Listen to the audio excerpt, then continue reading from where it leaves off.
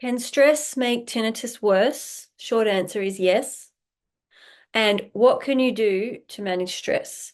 And I would say the short answer to that one is know yourself. You are an incredibly powerful being. I mean that. Your body is so intelligent. You are so intelligent, and everything you need is literally inside of you. And I mean that from a neurological perspective. So when you are hungry, you feel the hunger sensations, right? So your body is telling you, I need food. When you're thirsty, you feel the thirst sensations. The body is telling you, I need a drink of water. So we have this dialogue going on.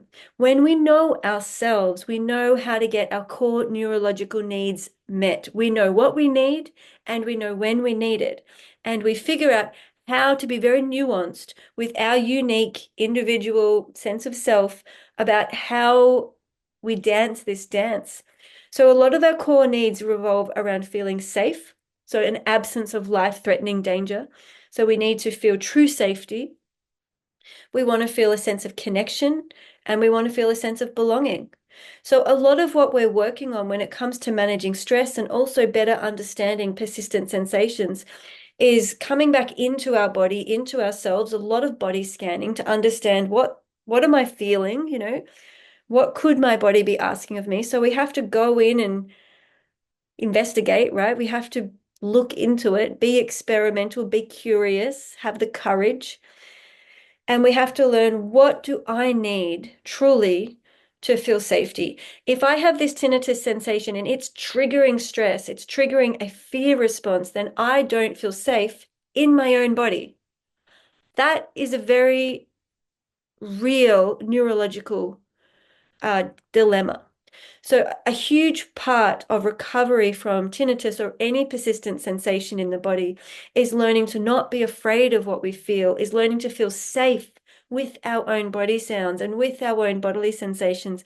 And then we want to take it a step further to feel connected to the body, to feel connected to the senses, and to actually bring in a sense of sensuality and pleasure while we're in our body to allow our window of tolerance, our capacity to feel, to widen and broaden so we can handle more intensity and more variety of sensations as we practice coming home into ourselves.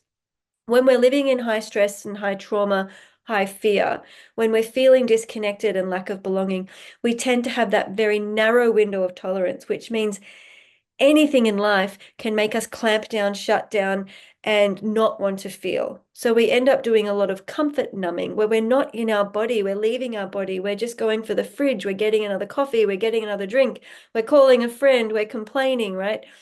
We're comfort numbing ourselves as a coping mechanism.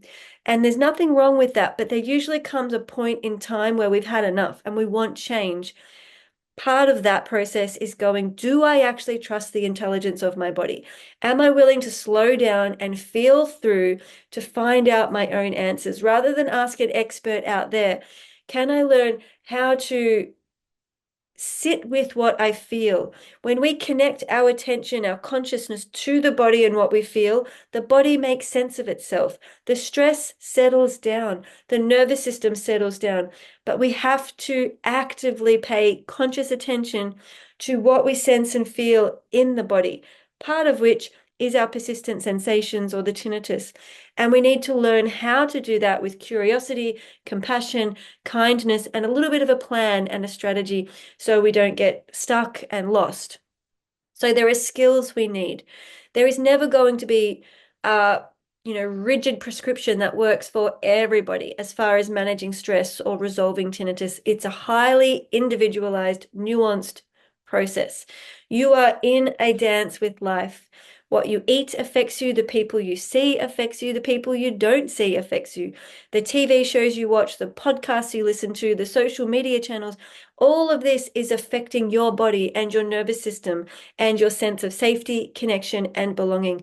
So we are literally learning how to shape ourselves and how to be in relationship with the world so that we can cultivate a true sense of safety in ourselves and with ourselves, a true sense of connection to ourselves and with ourselves, and a true sense of belonging within ourselves and to ourselves. And I call this our sacred belonging. We come home to ourselves where we can rest, relax, and simply be who we are with effortlessness. There is no trying, there is no effort.